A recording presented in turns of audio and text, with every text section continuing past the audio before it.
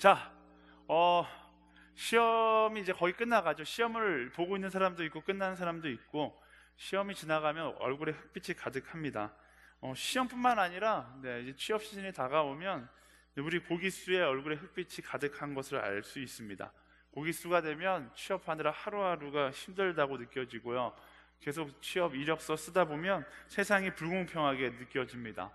어떤 사람은 나보다 못한 것 같은데 노력도 안 하는데 승승장구하고 좋은 직장 들어가는데, 나는 죽어라 노력해도 따라가지 못한다는 생각이 들 때 내가 패배자라는 생각이 들게 되는 것이죠. 그냥 나를 이렇게 비참하게 만드는 오늘이라는 현실이 너무나 싫게 느껴집니다.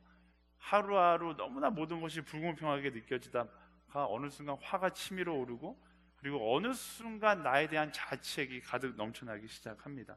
그리고 나에 대해서 정의해버리는 것이죠. 나는 안 될 놈이었어. 나는 패배자였어. 사람들은 이렇게 자기를 정의하는 걸 굉장히 좋아하는 것 같아요. 그래서 2016년도부터 한국에 이런 정의가 많이 나왔어요. 금수저, 흑수저. 네. 그리고서 사람들은 자기가 금수저라고 이야기하는 사람은 별로 없습니다. 거의 대부분 자기가 흑수저라고 이야기하죠. 근데 저는 이렇게 정의 내리는 것을 좋아하지 않아요. 많은 대학생들과 상담하다 보니까 자신이 흑수저라고 이야기하는 친구들 치고는 흑수저는 아무도 없었어요. 제가 볼 땐 너무나 좋은 수저고 금수저고 축복받은 수저인데 제 앞에 와서는 눈물을 흘리면서 자기가 흑수저라고 이야기하고 있는 거예요. 그러니까 세상 사람은 아무도 흑수저라고 바라보지 않는데 딱 한 사람만 자기가 흑수저라고 이야기하는데 그게 바로 자기가 되어버린 것이죠. 세상이 그를 그렇게 정의한 게 아닌데 내가 나를 흑수저라고 정의하고 자기가 흑수저가 되어 살아버리는 거예요. 저는 여러분들이 자기를 그렇게 비하하지 않게 되기를 소망합니다. 여러분, 여기에 앉아있는 그 누구도 흑수저로 태어난 사람은 아무도 없어요. 그리고요, 우리는 절대로 상황으로 평가될 수 없어요. 우리 상황으로 평가할 수 있는 존재가 아닙니다. 왜냐하면 하나님께서 그분의 형상을 따라 우리를 창조하셨기 때문에 우리는 상황과 상관없이 이미 존귀한 존재이다라는 거예요. 어떤 나의 상황도 환경도 어떤 평가도 나의 그 존귀함을 훼손할 수는 없다라는 것입니다. 게다가 우리는 그 하나님의 주관하심을 믿는 사람이잖아요. 여러분의 인생의 섭리를 하나님께서 이끌고 계신다라는 걸 믿는 사람이잖아요. 그래서 혹여나 흑수저로 태어났다 할지라도 비관할 필요가 없는 거예요. 금수저로 태어났다 할지라도 뭐 자랑할 이유가 없는 것이죠. 왜? 결국 그렇게 태어나게 하신 네가 하나님이시기 때문에 하나님의 방법으로, 하나님의 타이밍에 하나님께서 원하시는 길로 우리를 인도하실 것이다. 그 믿음이 우리에게 있기 때문에 남들이 나를 어떻게 평가하든, 내가 실제로 어떤 상황 가운데 놓여 있든 우린 좌절하거나 그것으로 인해 교만할 필요가 없다라는 거예요. 하나님께서 여러분의 인생을 인도하신다는 걸 믿으세요? 믿으신다라면 그 믿음을 가지고 담대하게 나아갈 수 있는 우리가 될 수 있어야 하는 것이죠. 만약 그 믿음이 있다라면 그 믿음 가지고 담대하게 나아가는 여러분들이 되기를 소망하고요, 그 믿음이 만약 부족하다라면 오늘 이 예배 가운데 그 믿음을 충전하고 나아가는 사람들이 되기를 소망합니다. 우리가 이 예배 가운데서 확인해야 될 것이 바로 그 믿음이에요. 어떤 믿음? 하나님께서 나를 이끄신다라는, 하나님께서 내 삶을 이끌어 가신다라는 그 믿음을 바로 이 자리에서 우리가 확인해야 하는 것입니다. 어떤 사람은 교회 왜 가? 예배 왜 드려? 이 질문 앞에서 흑수저에서 탈출하기 위해서 교회에 온다라고 대답하는 사람들이 있어요. 혹시 이 자리에도 그런 마음으로 앉아있는 사람들이 있을 거예요. 내 인생은 흑수저인데 예수 믿으면 흑수저에서 탈출할 수 있으니까 예수 믿는다라고 생각하는 사람들이 있을 수 있습니다. 그래서 교회 와서 기도하는데 하나님 나 좀 탈출시켜 주세요. 흑수저 생활 끝내고 싶어요. 이런 기도로 가득 찬 사람들이 있어요. 근데 우리가 예배하는 이유, 기도하는 이유는 이런 째째한 이유가 아니에요. 우리가 기도하는 것, 우리가 예배하는 건 우리 인생을 하나님의 방법대로 인도하실 것이라는 그 믿음의 확신을 갖기 위해서 우리가 예배하고 있는 것이죠. 우리가 예배 가운데 고백하며 나아가야 할 것은 하나님 나 좀 도와주세요가 아니라 하나님께서 내 인생을 인도하신다라는 그 사실을 내가 믿음으로 고백하기를 소망합니다. 이것이 우리의 고백이 되어야 되고 우리의 노래가 되어야 하는 것입니다. 그리고 우리가 그런 믿음을 갖기 위해서 지금 이 자리에 모여 있는 거예요. 째째한 나의 소원, 째째한 나의 흙수저 탈출, 이것이 여러분 예배의 본질이 아니라는 사실을 명심해야 하는 것입니다. 우리는요 자꾸 어떤 상황 가운데 내가 태어났고 살아가는가를 중요하게 여기는데요, 제가 지난주에도 이야기했고 지지난주에도 이야기했지만 그것은 사실 중요하지 않아요. 상황보다 더 중요한 건 내가 어떤 모습으로 그 상황 가운데 살아가고 있는가가 중요한 것이죠. 여러분이 지금 어떤 대학을 다니고 있는가가 중요하지 않아요. 세상은 그게 굉장히 중요하다고 이야기하는데 말씀은 그걸 중요하다고 이야기하지 않아요. 여러분이 어느 대학에 다니든 그 대학에서 어떤 태도를 가지고 어떤 마음을 가지고 다니고 있느냐가 훨씬 더 중요한 것이죠. 우리는 상황에 지배를 받는 사람이 아니라 상황을 변화시키는 사람이기 때문에 그 상황 자체가 중요한 것이 아니라 그 상황 가운데 내가 어떻게 살아가고 있는가가 훨씬 더 중요하다라는 것입니다. 모든 상황 가운데는 이유가 있고요, 그 상황 가운데 내가 서 있는 데는 목적이 있는 거예요. 하나님께서 나를 그 대학에 보내신 데에는, 하나님께서 나를 그 직장에 보내신 데에는 분명한 이유가 있는 것이죠. 우리 이 예배에서 무엇을 고백하는 거예요? 그 하나님의 이유를 따라서, 하나님의 목적을 따라서 내가 하나님께서 그곳을 변화시키는 나를 도구로 사용하시게끔 내가 순종하고 나아가는 것이 예배의 목적인 것입니다. 하나님은요 이 세상을 변화시키기를 원하세요. 정확하게 말하면 회복시키기를 원하시죠. 그래서 우리를 이 땅 가운데 사용하기를 원하시는 거고요, 우리는 그 하나님 나라의 회복의 도구로서 사명을 감당하며 살아가야 하는 것입니다. 성경에 보면요 이런 변화의 도구로 쓰임받았던 사람들이 많이 등장하는데 대표적으로 그 인물이 바로 오늘 말씀에서 함께 보게 될 다니엘이라는 사람입니다. 저는 이 다니엘이라는 캐릭터를 굉장히 좋아해요.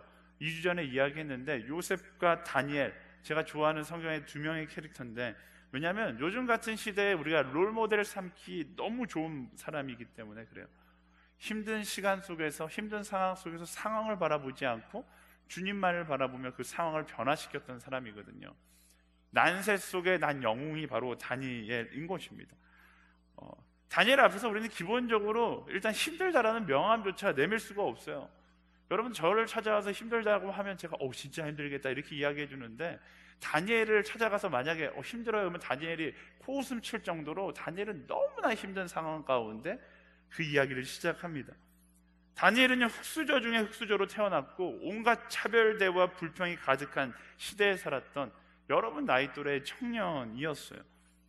그가 만약 자포자기한 채 살아도 누구 하나 뭐라 하지 않을 그런 상황 가운데 다니엘은 하나님께서 기뻐하는 그 길을 선택하며 살아갑니다. 그 선택이 어떤 선택이었는가 우리 말씀을 보면서 하나씩 살펴보기 원하는데요, 4절 말씀 함께 읽어보도록 하겠습니다. 4절 말씀 시작. 왕은 바벨론 왕국에서 일할 이스라엘 젊은이들을 데려오게 했습니다.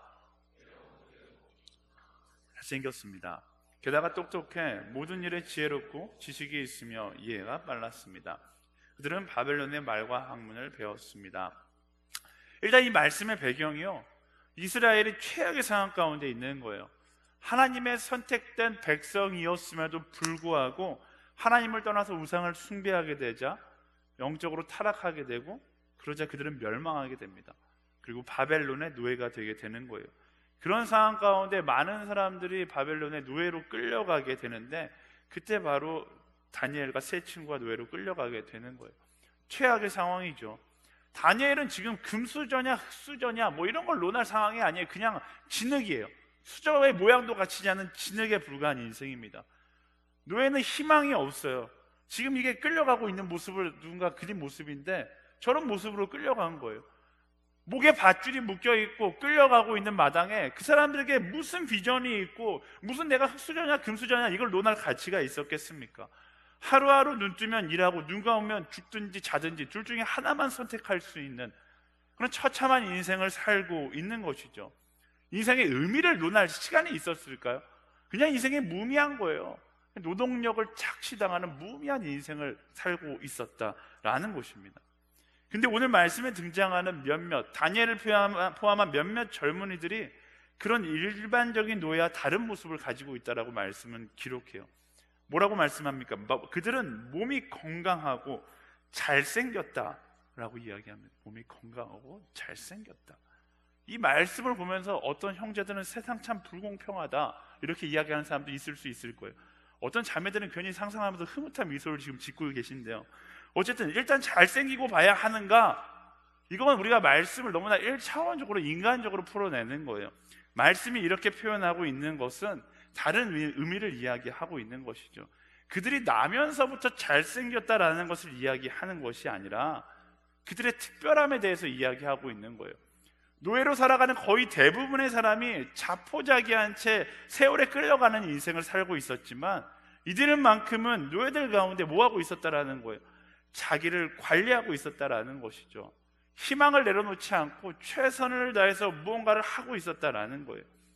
절망이라는 상황에 빠져서 그냥 무의미하게 시간을 흘려보내는 것이 아니라 내게 주어진 하루하루라는 순간에 최선을 다했기 때문에 그들이 건강을 유지할 수 있었고 남들보다 깨끗하고 잘생겨 보이는 소년으로 그 자리에 있을 수 있었다라는 것입니다. 굉장히 중요한 포인트예요. 이런 상황과 비슷한 간증을 하는 유명한 사람이 있는데요. 유대인이었던 빅터 프랭클이라는 사람이 있어요. 죽음의 수용소에서라는 책을 쓴 사람인데 이 사람은 오스트리아 출신 유대인으로서 2차 대전 당시에 여러분 다 아시는 아우슈비츠에 끌려갔다가 생존한 사람입니다. 아우슈비츠에서 생존한 사람이 거의 없는데 이 사람은 생존했어요. 그는 수용소에서 부모도 잃었고 아내도 잃었고 자식도 잃었어요. 그리고 친구도 모두 다 잃었다고 합니다. 절망의 끝자락까지 간 거죠.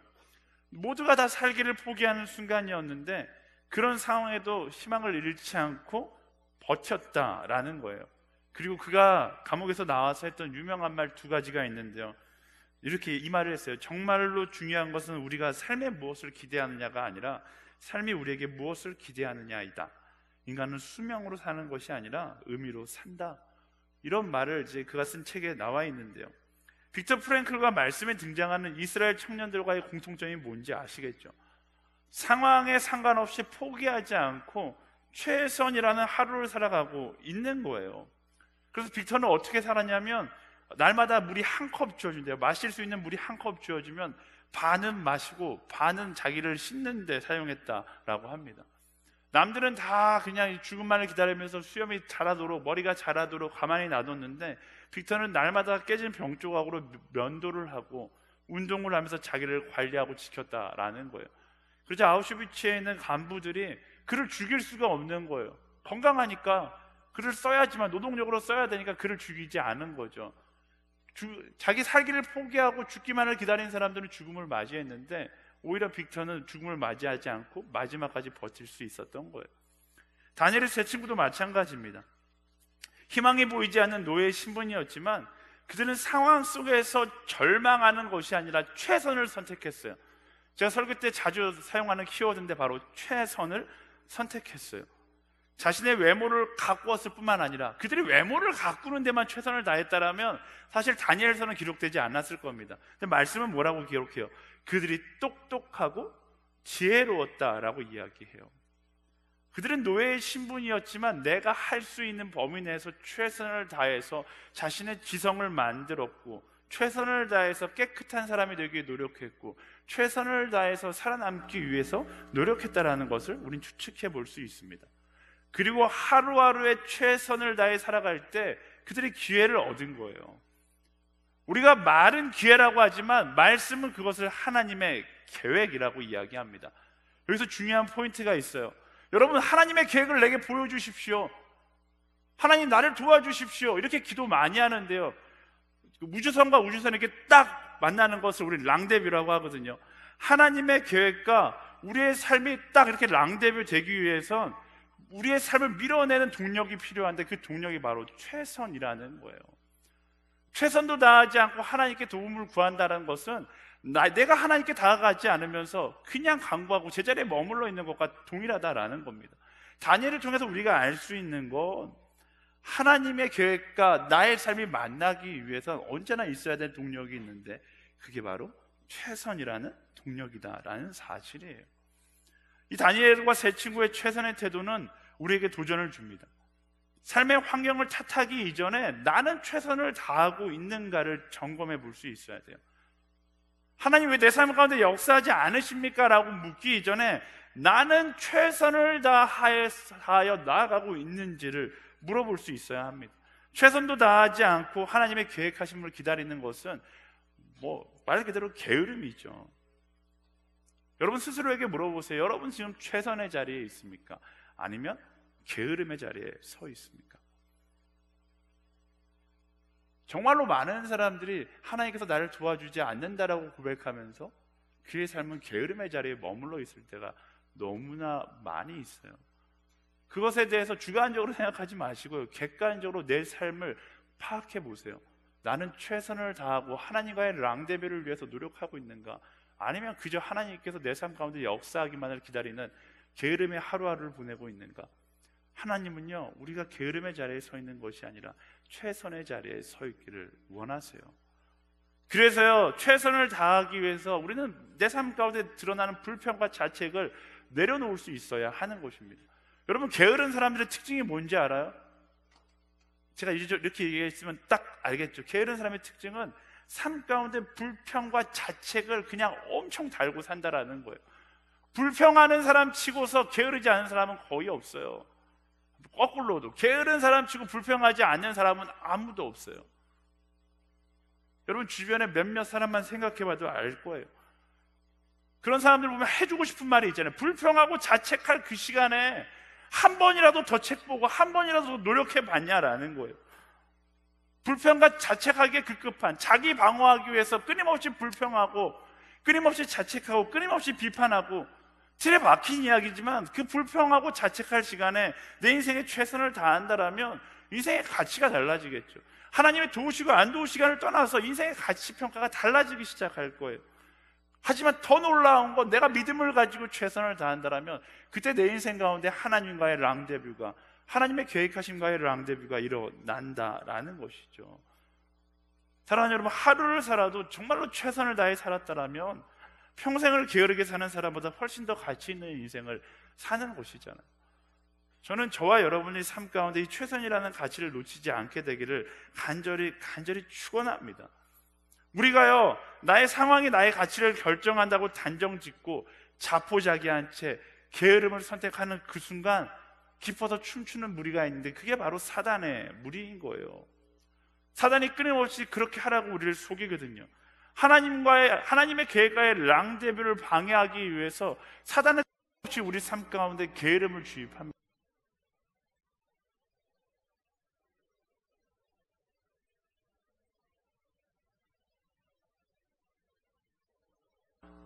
하나님은요, 우리가 최선을 다할 때 그의 계획으로 우리를 초대하시는 분이에요. 원망도요, 최선을 다한 후에 해도 늦지 않아요. 원망은 설교서다 이렇게 써놨어요. 마지막 날 주님께 가서 하는 게 원망인 거예요. 이 땅 가운데서 마지막까지 포기하지 않고 최선의 걸음을, 최선의 태도로 살아갈 수 있는 우리가 되기를 예수님의 이름으로 축원합니다. 그 최선이라는 태도가 믿음과 만나고, 그 최선이라는 태도와 믿음이 만났을 때 하나님의 계획과 랑데뷰가 일어나기 시작하는 거예요. 우리 옆 사람에게 선포하겠습니다. 최선을 다해 살지어다, 이렇게 이야기할까요? 네, 다니엘과 세 친구가 지금 하나님의 계획과의 랑데뷰가 일어난 거예요. 어떤 사람들은 우연이라고 이야기하고 어떤 사람은 운이 좋아서 왕에게 불림받았다고 이야기하지만 우리는 알잖아요. 다니엘과 세 친구가 최선을 다했기 때문에 하나님의 계획하심이 지나갈 때 그 계획하심의 열차에 탁 올라탄 거예요. 만약 다니엘이 최선을 다하지 않았다면, 세 친구도 자포자기 하고 했다면 하나님의 계획하심이 수차례 지나간다 할지라도 그 계획하심은 그냥 지나가는 기회가 되었겠죠. 하지만 그들의 최선이 하나님의 계획의 열차를 탈 수 있게 만든 거예요. 하지만 거기서 끝나지 않습니다. 그들은 그 이후에도 어려운 시간들을 보내게 되는데요. 5절 말씀 함께 볼까요? 5절 말씀 시작. 왕은 그들에게 왕이 먹는 귀한 음식과 왕이 마시는 포도주에서 날마다 먹을 것을 주면서 3년 동안 교육시켰습니다. 교육을 다 마친 후에는 바벨론 왕을 위해 일하게 했습니다. 다니엘과 세 친구는 잘생기고 관리된 외모로 왕에게 이제 선택됐어요. 그리고 더 나아가 아주 좋은 찬스가 왔는데 왕이 먹는 음식과 포도주를 마실 수 있게 되었다라고 이야기해요. 이 장면만 본다면 지금 승승장구한 거죠. 고생 끝, 행복 시작. 어제까지 풀만 먹다가 오늘부터 고기 또 고기 먹을 수 있는 날이 온 거예요. 그리고 이제부터 마음 놓고 엘리트 코스를 밟으면 되는 겁니다. 근데 여기서 다니엘이 생각이 없는 건지 사고 아닌 사고를 쳐요. 왕이 먹는 그 음식을 나는 먹지 않겠다라고 이야기합니다. 8절과 9절 말씀을 읽어볼까요? 8절과 9절 시작. 그러나 다니엘은 왕이 먹는 특별한 음식과 왕이 마시는 포도주로 자신을 더럽히지 않겠다고 결심했습니다. 그래서 내시의 우두머리에게 자신을 더럽히지 않도록 해달라고 부탁했습니다. 그때 하나님께서 다니엘이 내시의 우두머리에게 은혜와 긍휼을 얻게 하셨습니다. 아멘. 왜 먹는 것 가지고 저러지? 이렇게 생각할 수 있잖아요. 하지만 구약 시대에는 먹는 것이 곧 거룩을 상징했어요. 하나님께서 먹지 말라는 것은 먹지 않아야 했습니다. 그게 곧 거룩을 지키는 방법이었던 것이죠. 그 말씀의 기준 안에서 다니엘은 자신의 성공이나 편안을 위해서 타협한 것이 아니라 거룩을 지키기 위해서 말씀을 선택한 것이죠. 이유는 간단해요. 하나님의 사람으로서 양심을 지키기 위해서. 하나님께서 말씀하신 내가 거룩하니 너희도 거룩하라, 그 거룩함을 지키기 위해서 타협하지 않았던 것입니다. 이 장면은 굉장히 상징적인 장면이에요. 사실 다니엘이 왕의 음식을 좀 먹는다고 해서 뭐라 할 사람은 아무도 없었을 겁니다. 야, 그래, 그 고생해서 그렇게 했으면 그곳에 왕의 음식 먹어도 되지, 이해한다, 이렇게 이야기해 줬을 거예요. 근데 다니엘은요, 마음 가운데 하나님께서 그것을 기뻐하지 않는다라는 것을 알고 있었기 때문에 그것을 포기한 것이죠. 그런데 이 포기하는 것이 쉬웠을까요? 어려웠겠죠. 쉬운 선택이 아니었어요. 자신의 육신의 본성은 그것을 먹으라고 이야기했을 텐데 그 본성을 꺾고 먹지 않는 것을 선택했다라는 것입니다. 지금이나 그때나 똑같은 거예요. 음식을 앞에 두고 먹는 건 쉬운 선택이고 먹지 않는 건 어려운 선택이에요. 본능을 거스리는 건 매우 어렵기 때문입니다. 사람들이 저에게 요즘 많이 묻는 게, 제가 이제 살 뺀 지가 3년 반이 지났거든요. 살 뺀 지 오래됐고 이제는 먹는 것도 조심스럽게 많이 먹고 운동도 열심히 하시니까 이제 음식 관리하는 데는 조금 소홀하시죠? 이렇게 이야기해요. 조절하는 거 쉬우시죠? 자기 문제 아니라고 굉장히 쉽게 이야기하는데, 전 여전히 어려워요. 정신줄 놓고 있으면 어느새 밥 3공기 뚝딱 먹어요. 제 위는 전혀 줄어들지 않았어요. 어저께 저녁에도 그 MC들하고 고깃집에 가서 고기를 먹는데 깜짝 놀랐어요. 고기를 흡입하고 있더라고요. 엄청 먹는 거예요. 치열하게 식욕과 싸우지 않으면 여전히 제 육신의 본능은 먹는 거예요. 얼마 전에 유튜브에서 영상, 여러분도 본 사람이 있겠지만, 이 찌양이 뉴욕 울프왕 스테이크 집에 가서 스테이크를 80만 원어치 먹었어요. 그거 보면서 사람들은 와, 진짜 많이 먹는다 이렇게 생각했는데, 저는요, 지난번 뉴욕에 집회 갔을 때 친구 목사님이 저 울프왕 스테이크 집에 데려가서 고기를 사줬어요. 먹는데 제가 많이 먹는 거 알고서 스테이크 한 접시, 양고기 한 접시 사줬거든요. 제가 저거 보면서 무슨 생각했냐면, 나도 먹을 수 있다라는 확신이 들었어요. 웃자고 하는 얘기지만 안 먹는 게 아니에요. 못 먹는 게 아니라 안 먹는 거죠. 절제하는 거죠. 그건 아마 평생 가도 힘들 거예요. 제가 많이 먹을 때는, 오늘도 막 점심 먹으면서 우리 목사님들이랑 이야기했는데, 제가 한참 진짜 많이 먹을 때는 햄버거 한 자리에서 6개 먹고 라면 8개 끓여 먹고 막 이랬거든요. 아마 그때로 돌아갔으면 제가 이렇게 먹방 찍어도 잘 나갔을 것 같아요. 근데 지금은 그렇게 안 먹어요. 근데 쉽게 안 먹는 게 어려워요. 본능이라는 것이 거스르는 것이 어려워요. 본능을 따르는 건 쉬운 거고 본능을 거스리는 것은 항상 어려워요. 그게 바로 우리 신앙의 고민과 일치해요. 먹는 것만 그럴까요? 자는 것도 마찬가지예요. 저는 새벽 예배 39년째 드리고 있어요. 39년. 나면서부터 새벽 기도 한 자, 이런 얘기 들어봤어요? 제가 바로 그런 사람이에요. 엄마 뱃속에서부터 새벽 기도해갖고 지금까지 새벽에 하면 무조건 일어나요. 39년 정도 새벽 예배 드렸으면 새벽에 가볍게 일어날 수 있어야 되는 거 아닌가요? 근데 육신의 본성을 거스리는 건 어려워요. 지금도 아침에 일어날 때마다 제 핸드폰에 아침에 기상벨 소리가 6번 울려요. 힘든 거예요. 본성을 따르는 것은 쉽고 거스르는 것은 어렵기 때문이죠. 다니엘의 선택도 어려운 거예요. 음식들로 자신을 더럽히지 않겠다라는 그 선택이 결코 쉬운 선택이 아니었어요. 그 선택을 했을 때 자신에게 찾아올 엄청난 스트레스와 불이익들, 그리고 자신이 포기해야 될 편안을 생각한다라면 다니엘의 이 선택은 굉장히 어려운 선택이었을 겁니다. 그런데 다니엘은 그 스트레스나 어려움보다 하나님의 약속이 훨씬 더 중요했기 때문에 쉬운 것을 선택하지 않고 어려운 것을 선택한 거죠. 그래서 뭘 지킨 거예요? 자신의 거룩을 지킨 거예요.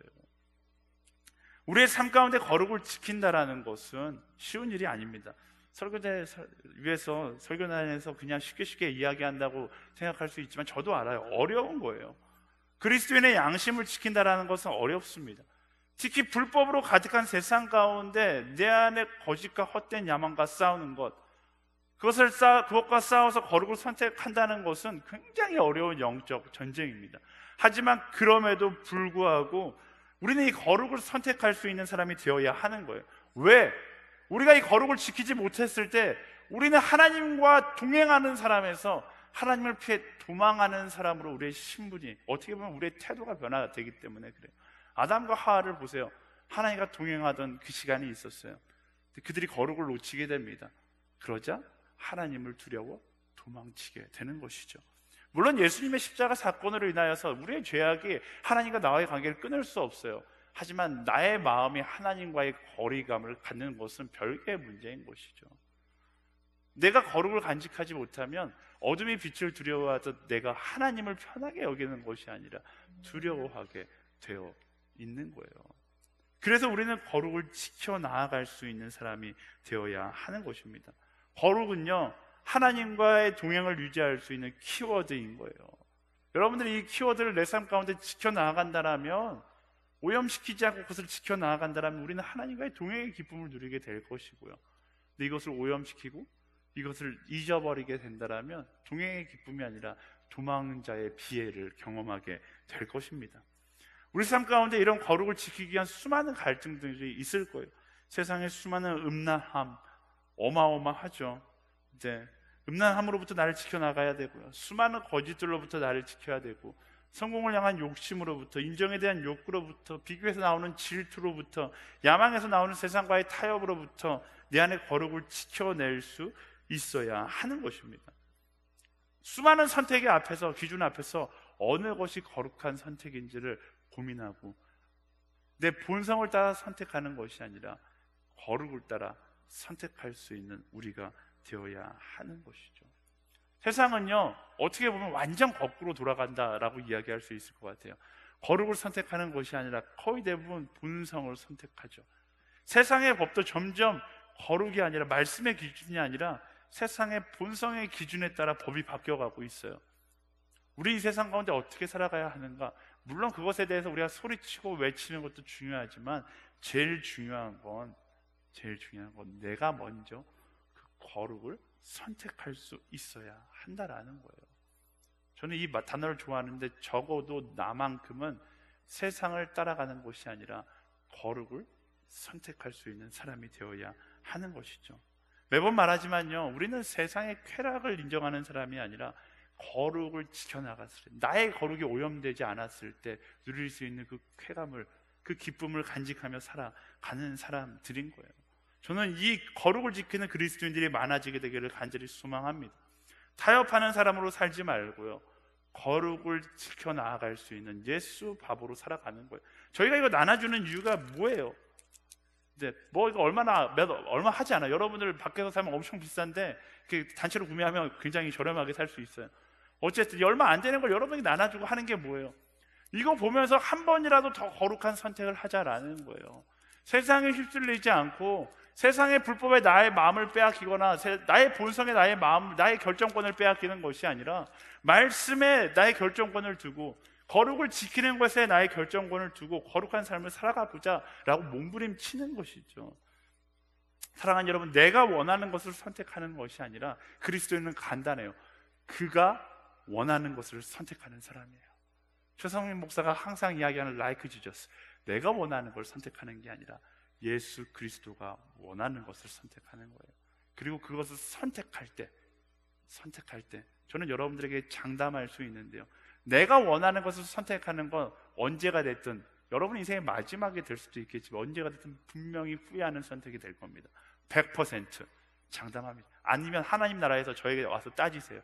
하지만 예수 그리스도가 기뻐하는 선택을 선택하면 우리는 세상 가운데 가장 훌륭한 선택을 하게 된 걸 거예요. 물론 그 순간 다니엘이 이야기하는 것처럼 고통이 있을 수 있죠. 어려움이 있을 수 있어요. 후회가 밀려올 수 있어요. 하지만 하나님 나라에선 그것을 기쁨으로 여기게 된다라는 것을 기억하게 되기를 간절히 축원합니다. 옆 사람에게 선포하겠습니다. 네 안에 거룩을 지킬지어다. 이렇게 이야기할까요? 네, 아멘. 다니엘이 이렇게 말하자 내시의 우두머리가 걱정을 해요. 그래서 다니엘에게 이렇게 이야기합니다. 10절 말씀 읽어볼까요? 시작. 내시의 우두머리가 다니엘에게 말했습니다. 나는 내 주 왕이 두렵다. 왕께서 너희가 먹을 음식과 포도주를 정해주셨다. 그런데 너희가 먹지 않아 너희 얼굴이 너희 또래 젊은이보다 거칠한 것을 보시면 어떻게 되겠는가? 그러면 너희 때문에 내 목숨이 왕 앞에서 위태로울 것이다. 내시의 입장에서는 당연히 할 수 있는 걱정이죠. 자기의 목숨이 달려 있으니까. 다니엘이 얼마나 훌륭한 사람인지 지금 내시의 태도에서 나오는 거예요. 그가 얼마나 줏대가 있고 얼마나 준비된 사람이면 내시가 다니엘을 막대할 수도 있는데 다니엘을 지금 존중해주고 있어요.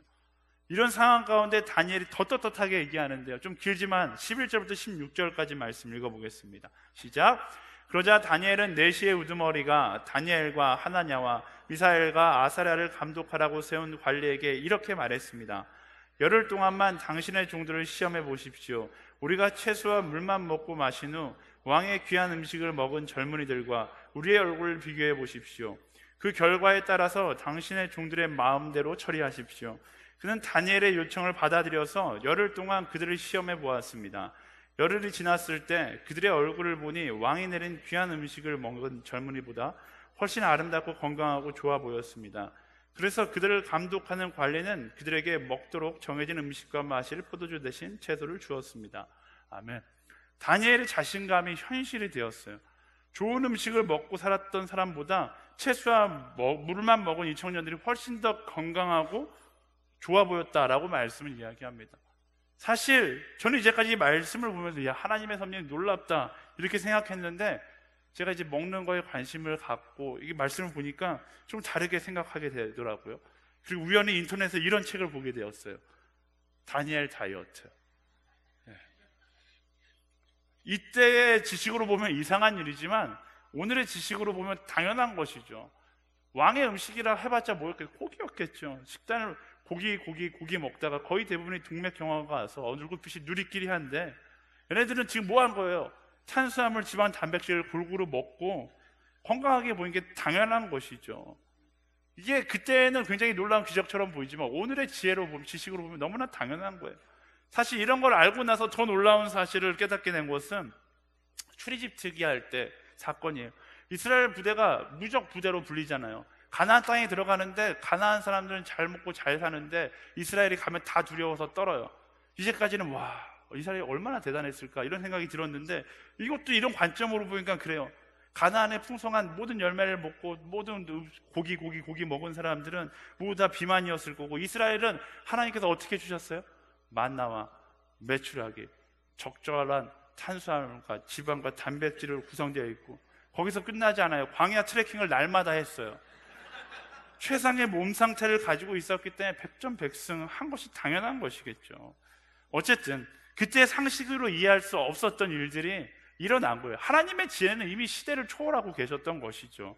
그리고 이 일을 보고 관리들이 놀라게 되고 수많은 이스라엘 청년들이 놀라게 되었을 겁니다. 그리고 다니엘과 세 친구와 다르게 타협했었던 다른 부류의 사람들도 이 장면을 보면서 놀라게 됐을 거예요.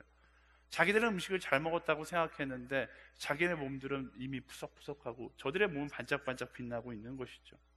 정말 멋진 장면 아닙니까? 상식적으로 말이 안 되는데 현실적으로 말이 되어버린 거예요. 그리스도인의 인생의 모습이 바로 이런 모습이 돼야 돼요. 상식적으로는 말이 안 되는데 현실적으로 말이 되는 거예요. 세상적으로 너무나 바보스러운 최선이고 바보스러운 거룩의 선택인데 그럼에도 불구하고 그런 삶 가운데 일하시는 하나님을 증명해내는 거예요. 무엇으로 증명해내요? 내 입술로, 나의 삶으로 증명해내는 것이죠. 나의 하루하루로 증명해내는 거예요. 힘들더라도 말씀을 따라 최선을 다해 살아내고 그 거룩을 지킨 후에 이야기하는 거예요. 내가 바로 하나님의 살아계심의 증거이다. 누군가 여러분들에게 묻기를 하나님이 살아계신 거 증거해낼 수 있어? 그럴 때 뭐라고 이야기할 수 있는 사람이 돼요? 봐봐. 여러분의 삶 하루하루가 하나님의 살아계심의 증거가 되어야 하는 거예요. 여러분 증거로 살고 있습니까? 그게 문제인 거예요. 내 삶이 하나님의 증거가 될 수 있을까? 이게 문제가 아니라 말씀드렸잖아요. 내가 하나님의 증거로 살아가고 있는가가 문제인 거예요. 하나님은 우리는 증거로 보냈는데 우리가 하나님의 매뉴얼을 버리고서 자꾸만 나의 매뉴얼을 따라 살아가니까 오히려 지금 세상의 교회를 보면서 손가락질하고 세상의 그리스도인들을 보면서 전혀 이상하게 여기지 않는 일들이 일어나는 건 내가 말씀의 매뉴얼을 따라서 최선과 거룩의 가치를 포기한 채 살고 있다는 증거인 것이죠. 사랑하는 여러분, 다니엘의 모습 앞에서 우리는 도전받기를 소망합니다. 최선과 거룩의 가치를 붙잡고서 말씀을 따라 살아가는 거예요. 이 시대는 말로 전도할 수 있는 시대가 아니에요. 나의 삶 자체가 전도의 도구가 되어야 하는 것이죠. 나의 삶 자체가 말씀을 집어넣어서 임상 실험해서 그 결과를 세상에 보여줘야 되는 시대 가운데 우리는 살고 있는 것입니다. 만약에 여러분들이 최선과 정직의 가치, 말씀의 가치를 붙잡고 따라 살아간다라면 전도는 어렵지 않을 거예요. 딱 하나면 돼요. Look at me. 나 봐봐. 하나님 살아계시잖아. 하나님 살아계신 거 보여줘. 예전에 막 바람이 보여? 막 이런 거 배우고 이랬잖아요. 이런 거 필요 없어요. 내가 정말로 말씀을 따라 살아간다라면 다니엘이 가졌던 그 당당함으로 세상을 향해 외칠 수 있게 되는 것이죠. 나를 봐라. 나를 봐라. 하나님은 살아계신다. 최선을 다하고 거룩을 지키는 사람만이 당당할 수 있습니다. 그리고 세상을 향해 이야기할 수 있는 거예요. 봐라. 이 시대의 그리스도인, 그 당당한 외침을 할 수 있는 한 사람 한 사람이 우리 허브대학부가 되기를 예수 그리스도 이름으로 축원합니다. 우리 옆 사람에게 선포하겠습니다. 최선을 다할지어다, 거룩할지어다, 마지막으로 당당할지어다. 말씀을 정리하겠습니다. 시대의 패배자로 살지 않게 되기를 소망합니다. 하나님은 절대로 우리를 패배자로 부르지 않으셨어요. 하나님께서 여러분들에게 시간이라는 걸 허락하셨을 때, 지구에 살 수 있도록 허락해 주셨을 때 여러분을 패배자로 살라고 이 땅에 보내시지 않으셨다는 것을 기억하십시오. 세상이 나를 패배자로 부를지언정 나는 패배자처럼 살아서는 안 되는 거예요. 다니엘의 모습을 보면서 이 시대의 다니엘로 살아가는 거. 처음에 이야기했잖아요. 여기 앉아있는 그 누구도 다니엘이 경험했던 상황보다 불행했던 사람은 아무도 없습니다. 다시 말하면 다니엘이 그 길을 걸어왔다면 우리는 당연히 그 길을 걸어갈 수 있는 거예요. 다니엘이 대단한 사람. 아니요, 하나님께서 여러분을 더 대단한 사람으로 이 땅 가운데 창조하셨어요. 어떤 모습으로 살아가야 합니까? 이 시대를 살아가면서 최선을 다하는 거예요. 예수 그리스도를 명하노니 모든 게으름은 떠나갈지어다. 이것을 내 인생 가운데 선포하고 게으름으로 낭비되는 나의 삶 가운데 주님께서 주신 그 사명을 향해 최선을 다해 나아가는 그런 인생을 살아가야 하는 것이죠. 그리고 이 시대를 살아가면서 여러분에게 허락하신 거룩을 지켜나갈 수 있는 인생을 살아가십시오. 거룩이 오염되는 인생이 아니라 하나님께서 허락하신, 예수님께서 십자가에 못 박혀 죽으시면서까지 우리에게 허락해 주셨던 그 거룩을 지켜나갈 수 있는 그런 인생을 살아가세요. 그렇게 살아가면요, 세상 앞에서 떳떳하게 이야기할 수 있는 거예요. 와, 보라, 내가 바로 하나님의 살아계심의 증거이다. 그렇게 최선과 거룩을 통해서 하나님이 빛날 수 있는 오늘의 다니엘의 삶을 살아갈 수 있는 우리 허브대학부가 되기를 예수님의 이름으로 축원합니다. 우리 옆 사람에게 이야기해 줄까요? 너가 오늘의 다니엘이야. 이렇게 이야기해 줄까요? 이 선포가 가벼운 선포가 아니라 여러분의 삶을 지키는 선포가 되기를 소망합니다. 세상 살기 힘들죠? 하나님도 알고 계세요. 여러분만 힘들다고 느낀다고 착각하지 마세요. 하나님도 이 세상 힘들다라는 거 다 알고 계세요.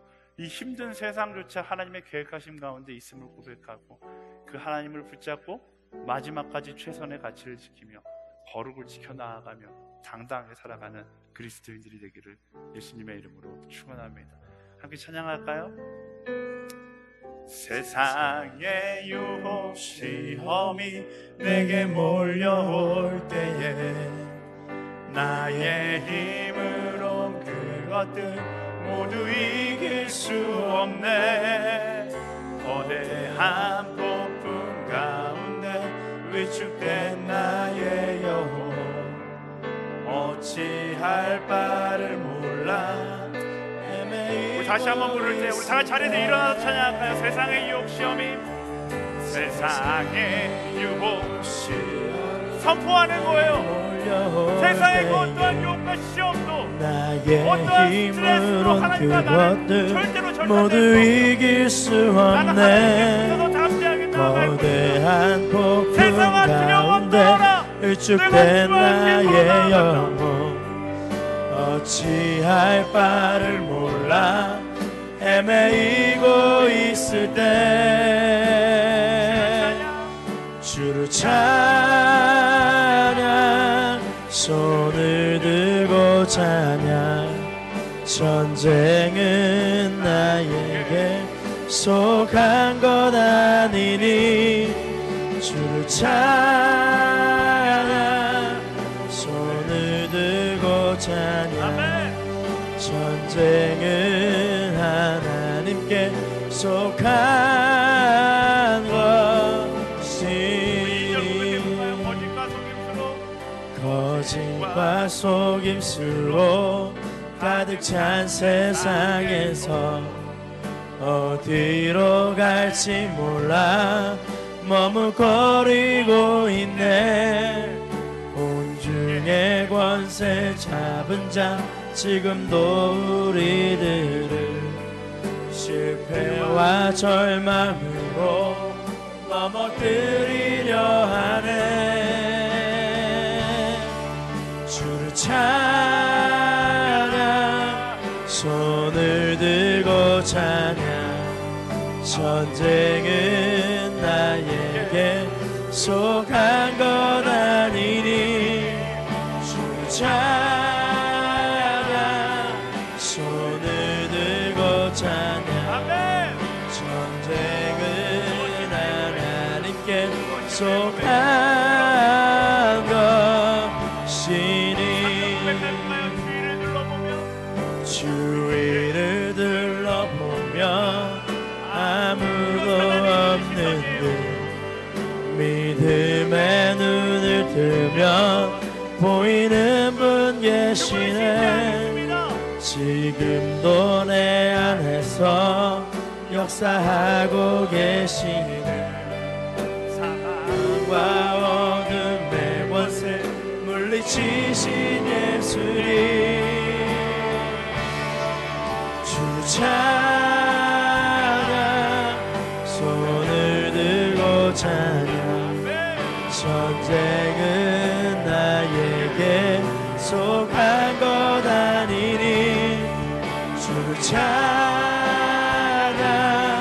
손을 들고 찬양 전쟁은 하나님께 속한 것이니 주를 찬양 손을 들고 찬양 전쟁은 나에게 속한 것 아니니 주를 찬양 손을 들고 찬양 전쟁은 하나님께 속한 것이니. 여러분 두려워할 필요 없습니다. 우리의 시선이 세상을 향해 있으면 두려워하지만 주를 향해 있으면 두려움이 아니라 우린 즐거움을 경험하게 될 거예요. 다니엘이 두렵지 않았겠죠? 두려웠을까요? 그의 앞에 절망이 있고 어려움이 있고 고통이 있었지만 그의 시선이 하나님을 향해 있었을 때 그가 바벨론의 한 적진에 있어 할지라도 그런 두려워하지 않았습니다. 적진 가운데 누릴 수 있었던 평안함은 그의 시선에 있었어요. 하나님께서 지금도 나와 함께 하신다는 그의 믿음 가운데 있었습니다. 우리 다시 한번 함께 기도하며 나아갈 때 하나님 그 믿음 가지고 두려워하는 인생이 아니라 담대한 인생으로 살아갈 수 있게 하여 주시옵소서. 제 이름에 나의 인생을 빼앗기는 것이 아니라 주가 주신 사명을 위하여 최선을 다하는 인생이 되게 하여 주시옵소서. 거룩을 빼앗기는 것이 아니라 타협하는 것이 아니라 말씀을 부여잡고 그 거룩을 지켜나가는 하나님의 사람이 되게 하여 주시옵소서. 그로 인하여 두려워 떠는 그리스도인이 아니라 세상 가운데 당당하게 Look at me, 나를 보라고 이야기할 수 있는 하나님의 사람으로 살아가게 하여 주시옵소서. 우리 소망하는 자마다 우리 주여 세 번 부르짖고 통성으로 기도합니다. 주여